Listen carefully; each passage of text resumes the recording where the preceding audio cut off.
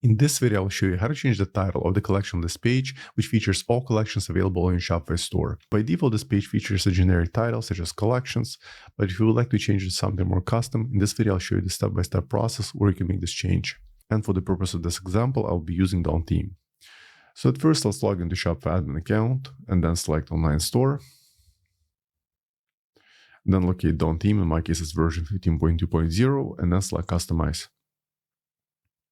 Once the editor loads, at the very top, click on home page and then select collection list. And then on the left under template, click on collection list page.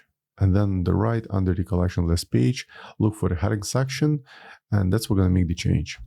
Let me change it from collections to something different like Explorer collections.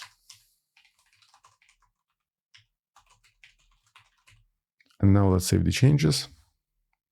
Now let's go back to the website. Let's try refreshing the collections page. As you can see, in my case, the updated heading is now Explore Our Collections. So as usual, hope you found this video helpful. For more Shopify tutorials, please subscribe to my channel. Thank you.